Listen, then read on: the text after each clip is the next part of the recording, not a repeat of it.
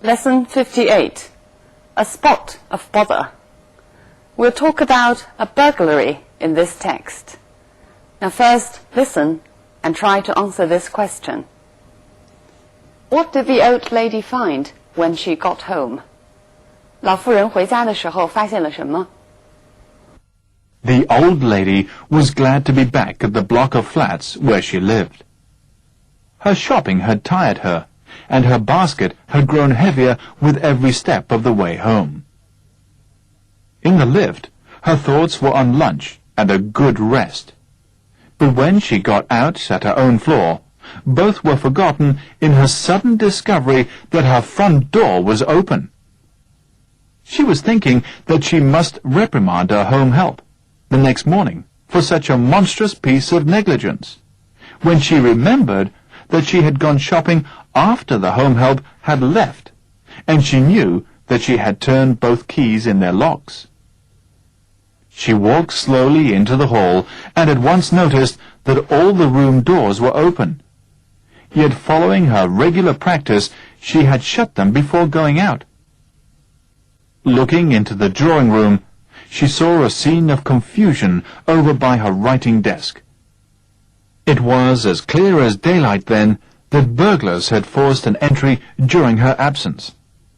Her first impulse was to go round all the rooms looking for the thieves, but then she decided that at her age it might be more prudent to have someone with her. So she went to fetch the porter from his basement. By this time her legs were beginning to tremble. So she sat down and accepted a cup of very strong tea while he telephoned the police. Then, her composure regained, she was ready to set off with the porter's assistance to search for any intruders who might still be lurking in her flat. They went through the rooms, being careful to touch nothing, as they did not want to hinder the police in their search for fingerprints. The chaos was inconceivable. She had lived in the flat for 30 years, and was a veritable magpie at hoarding, and it seemed as though everything she possessed had been tossed out and turned over and over. At least sorting out the things she should have discarded years ago was now being made easier for her. Then a police inspector arrived with the constable, and she told them of her discovery of the ransacked flat. The inspector began to look for fingerprints, while the constable checked that the front door locks had not been forced, thereby proving that the burglars had either used skeleton keys or entered over the balcony. There was no trace of fingerprints, but the inspector found a dirty red bundle that contained jewellery, which the old lady said was not hers.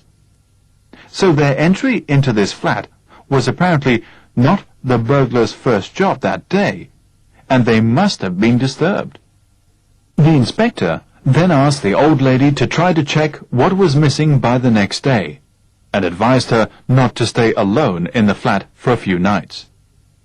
The old lady thought he was a fussy creature, but since the porter agreed with him, she rang up her daughter and asked for her help in what she described as a little spot of bother. So what did the old lady find when she got back home?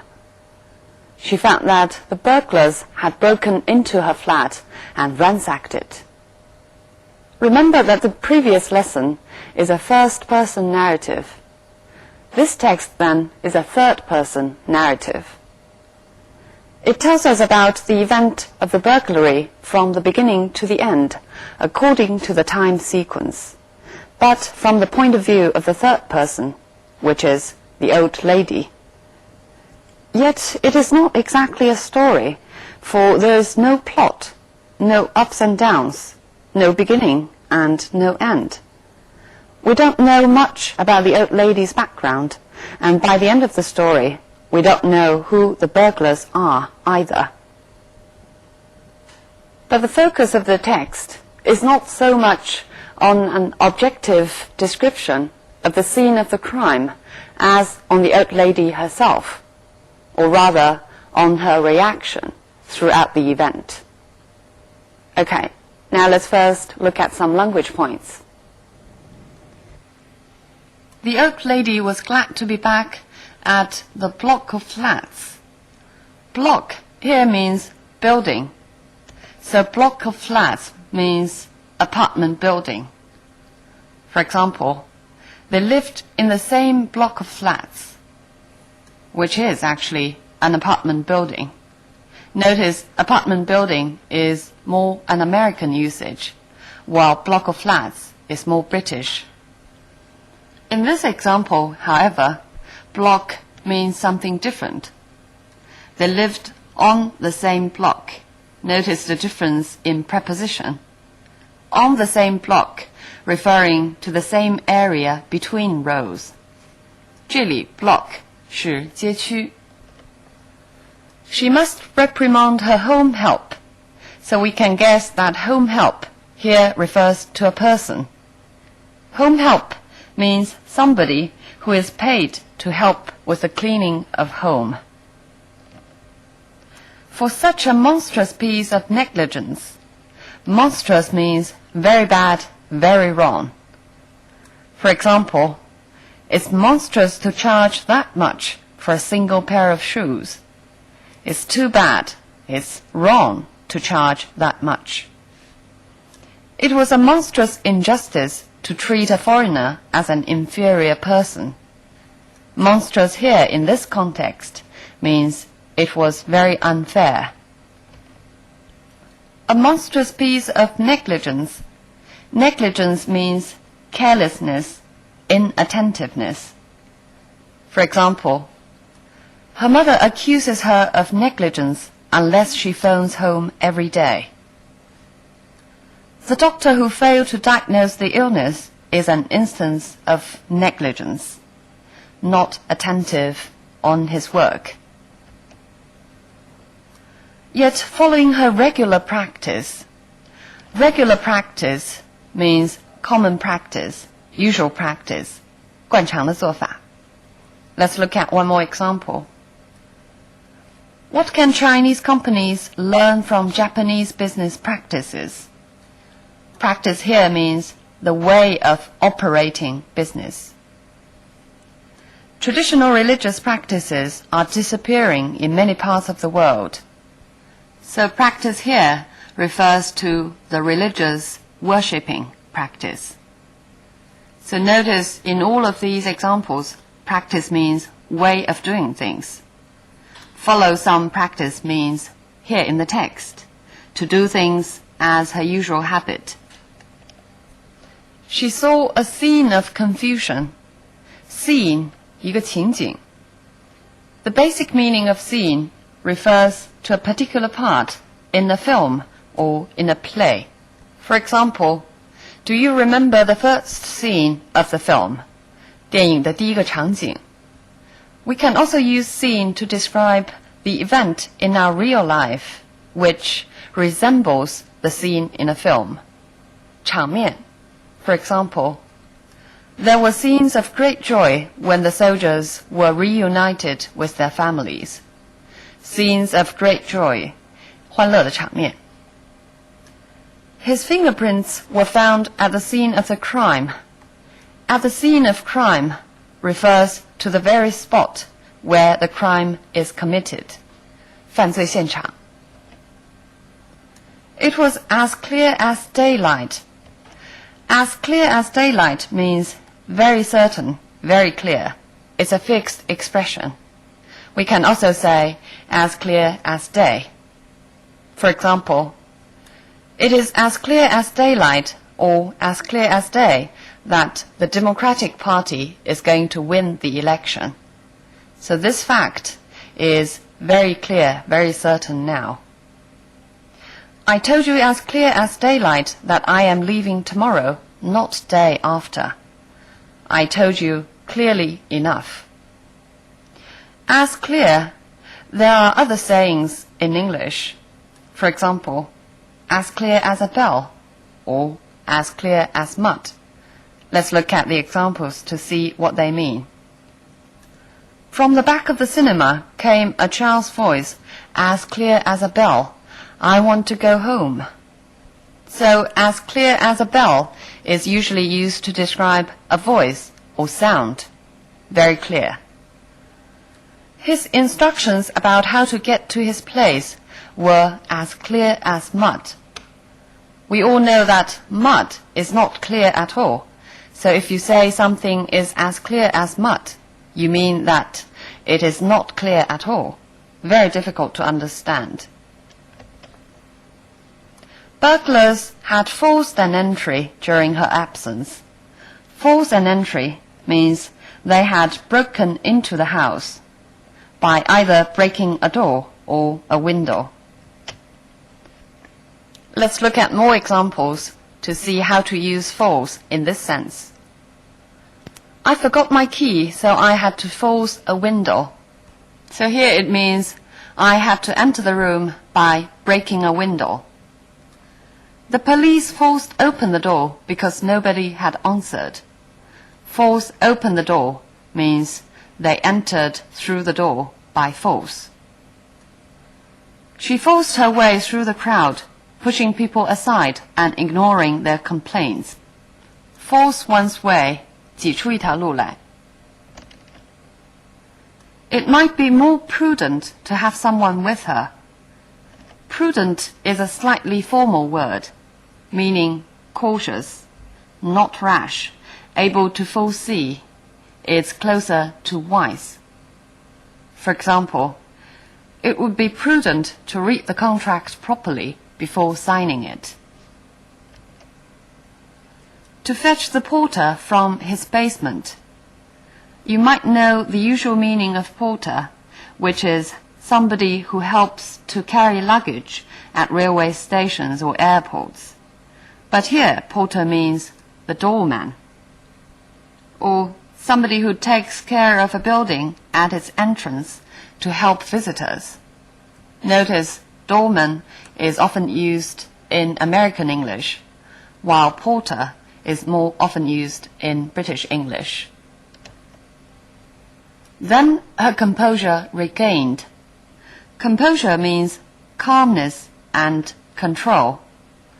For example, you may be nervous, but try not to lose your composure during the interview. Try not to lose your self-control and calmness. Its verbal form is compose. For example, she finally stopped crying and composed herself. She finally calmed herself down. He took a few seconds to compose his thoughts before he started the speech. Took a few seconds to organize his thoughts. Her composure regained. Regain means possess something again. Here it means that her calmness was resumed. Let's look at more examples. The government has regained control of the capital from rebels. 恢复了对首都的控制. She finally regained her self-control. Regain, notice, often goes together with control. Any intruders who might still be lurking in her flat. Intruder refers to somebody who goes into some place without being invited or permitted. Here it refers to the criminal. Let's look at more examples. I felt like an intruder when I first moved into my host family, which means I felt like not a part of the family, 一个闯入者. Intruders had entered the house through the chimney. Intruders here refer to the criminals. Who might still be lurking in her flat? Lurk means wait or move secretively in order to attack, or exist in hiding. For example, why are you lurking about in the corridor? Why are you hiding there? There seemed to be something else lurking behind his official statement. So we can also use lurk to describe something in hiding. They didn't want to hinder the police in their search for fingerprints. Hinder somebody in something means prevent somebody from something. For example, her lack of experience has hindered her in her efforts to get promoted. We can also use hinder somebody from doing something. For example, I don't want to hinder you from getting the job done on time. The chaos was inconceivable. Chaos means confusion and disorder. For example, snow and ice have caused chaos on the roads, confusion in traffic. Or, ever since our secretary was on leave, the office has been in a state of total chaos. A state of can also be omitted, saying has been in total chaos. Its adjective form is chaotic. Was inconceivable. Inconceivable means unthinkable or unimaginable. For example, another terrorist attack in the same place is almost inconceivable. Or, it would be inconceivable for her to change her mind, which means it was very difficult to imagine that she would change her mind, indicating that it was quite impossible. She was a veritable magpie at hoarding. Veritable means exactly like something. It's usually used to describe a kind of comparison to something more interesting or more exciting. And sometimes it's used to exaggerate. For example, when I came back from holiday, my garden had become a veritable jungle. 我的花园几乎成了一个丛林。Magpie, 它基本的意思是喜鹊。But when you use magpie to describe a person, you mean a collector. A magpie at hoarding. Hoarding, in comparison with collecting, emphasizes that collecting a lot of things, collecting a large amount. For example, because people expected prices to rise rapidly, they started to hoard goods. 囤积物品. Putting together, she was a veritable magpie at hoarding means she was very much like somebody who loved to hoard things. Everything she possessed had been tossed out. Let's look at more examples of toss. He tossed the ball quickly to his brother. 很快地把球传给他的兄弟。Let's toss a coin to see who will go first. 掷硬币。He was tossing and turning all night. Tossing and turning is a fixed expression. 辗转反侧。At least sorting out the things she should have discarded years ago was now being made easier. To sort out things means to put things in order. For example, sort out any books you want to throw away and give them to me. Sort out means to search for any books you don't want and put them together. They failed to sort out the computer system's problems. Sort out can also mean to deal with a problem. The old lady thought he was a fussy creature.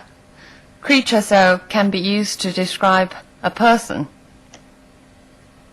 Let's look at more examples of using creature. Living creatures, 生物. We have learned about aliens, who can be called creatures from outer space. Or as the text goes, using creature to describe a person. She is such a strange creature, or she is such a weak creature, or any other adjectives you'd like to add, cute creature or charming creature. She described as a little spot of bother, which is actually the title of this text. A little spot of bother means a small trouble, or a little bit of difficulty. Look at more examples. I got into a spot of bother with my boss when I was late again this morning. I got into a little bit of difficulty. There was a spot of bother in town last night. There was a little bit of trouble. This text is a narrative of burglary. In order to keep the style consistent, it does not use dialogues, but uses a lot of indirect speech, 间接英语. For example, the inspector then asked the lady to try to check what was missing by the next day and advised her not to stay alone. In direct speech, it should be, please check what was missing. You'd better not stay alone in the flat. This is a standard way of changing direct speech into indirect one, combining the speech with appropriate verbs like ask or advise. But there are other ways of integrating speeches in the narrative. For example, a dirty red bundle that contained jewelry, which the old lady said was not hers. In direct speech, it should be, and the old lady said, it is not mine. So this sentence combines the speech with the sentence structure by subordinating it into a clause, so that the sentence structure is more tightly connected. There's one more example. Asked for help in what she described as a little spot of bother. So this sentence rewrites her speech into the sentence and makes what she described as an insertion. But we know at the same time that a little spot of bother was the lady's original wording. I don't know whether you share my feelings or not, but when the constable and the inspector came into the scene, and when they were inferring from various clues, they sort of remind me of a detective story. I'm sure that all of you have heard of the name Sherlock Holmes, 福尔摩斯. He is, of course, one of the most representative and impressive detectives. And he is, don't forget, British. But he is fascinating not only to British readers, but to readers all over the world. I guess it's the sharp observation and an acute mind that fascinate all of us. Okay, so much on this topic. I'll see you next time.